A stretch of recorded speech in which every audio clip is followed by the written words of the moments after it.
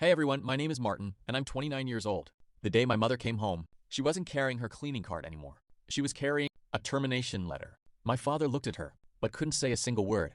For over 22 years, my mother had cleaned rooms in the same family hotel. Now, that hotel was shutting down forever. Everyone said, this old hotel will never open again. They were wrong, because one day, that same hotel would become one of Charleston, South Carolina's most famous family-owned hotels.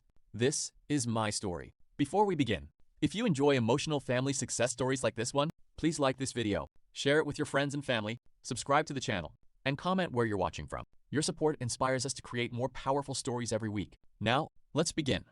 I grew up in Charleston, South Carolina. My mother had worked in the same hotel for 22 years. She cleaned rooms every single day, without ever complaining. My father worked as the hotel's maintenance technician. He repaired broken doors, fixed plumbing, and kept the old building alive. That hotel wasn't just their workplace. It paid for my education, fed our family, and gave us hope during difficult times. But one morning, everything changed. The owner announced the hotel would close permanently.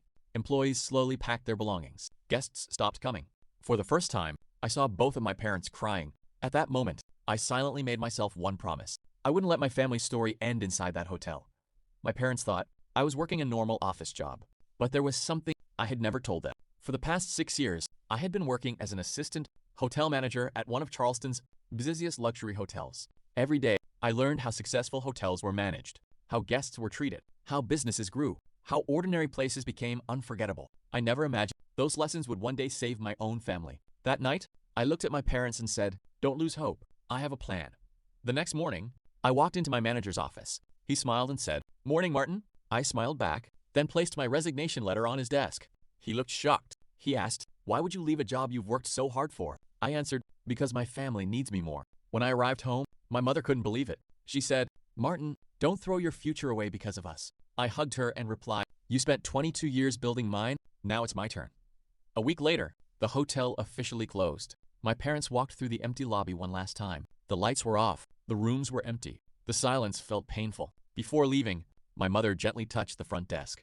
She whispered, "Goodbye." I stood behind her, thinking only one thing. This isn't goodbye, it's the beginning. I contacted the hotel's owner. I asked for one meeting. He smiled politely, but said, "Martin, nobody wants this old hotel." I replied, "I do." He laughed, then asked, "Can you even afford it?" I couldn't, not yet, but I refused to walk away. For weeks, I met with banks. Most of them rejected me. Some said, "Hotels like this never recover." Others said, "You're too young for a project this big." Every rejection hurt, but every rejection. One evening, my father placed an old wooden box on the table. Inside were all his savings, money he had spent years collecting. He looked at me and said, "This was supposed to be my retirement. Today, it's your beginning." I couldn't stop the tears. Made me work harder. Months later, after endless meetings, the owner finally called. He said, "Martin, if anyone deserves this hotel, it's your family." He placed the old master key in my hand. At that moment, I wasn't just holding a key. I was holding my family's future. The building needed everything. New paint, new furniture, new plumbing, new hope. Every member of our family worked together. My mother cleaned every room again. My father repaired everything he could. I worked day and night, planning every detail. Slowly, the hotel came back to life. Finally, the day arrived. The doors opened again. Our first guests walked inside. My mother welcomed them with a smile. My father proudly stood near the entrance. I looked around and realized our family's dream had returned. But none of us knew the biggest surprise was still waiting ahead.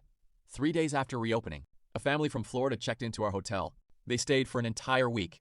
Before leaving, the father shook my hand and said, "This is the warmest hotel we've ever visited." That evening, he left us a 5-star review online. Within days, more people started booking rooms. For the first time, every room in the hotel was fully booked. A travel blogger visited Charleston. He stayed at our hotel. Before leaving, he uploaded a video titled, "The Family That Refused to Give Up."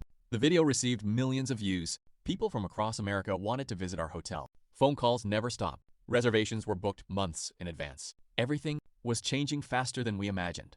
One afternoon, some of the same people who once laughed at my parents walked into our hotel. They looked around in complete silence. One of them smiled awkwardly and said, "Martin, we never thought you'd actually do it." I simply smiled, because success is always louder than arguments.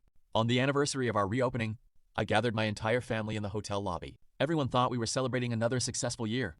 Instead, I handed my mother a small envelope.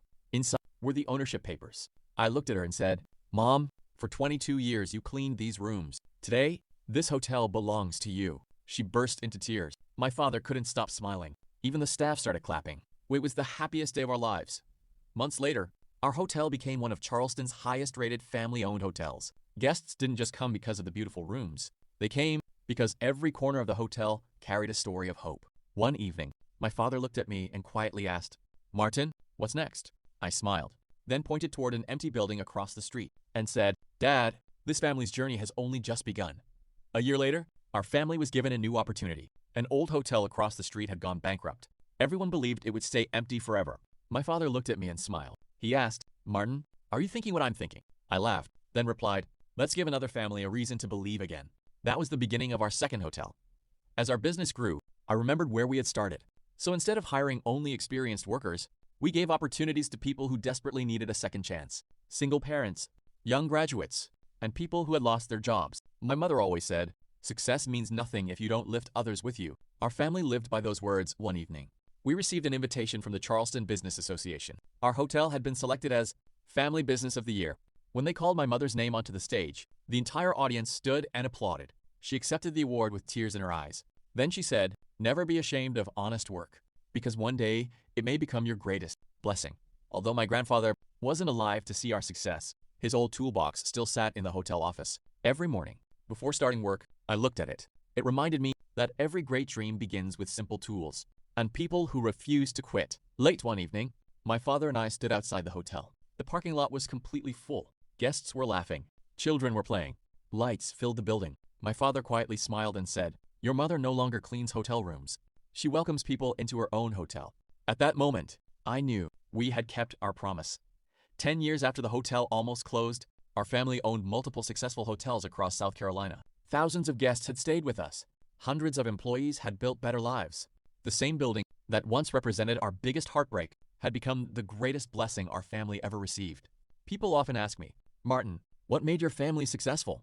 I always give the same answer. It wasn't money. It wasn't luck. It was a mother who never stopped working, a father who never stopped believing, and a family that refused to give up. Today, whenever I see my mother standing in the hotel lobby, greeting guests with a smile, I remember the day she came home carrying nothing but a termination letter.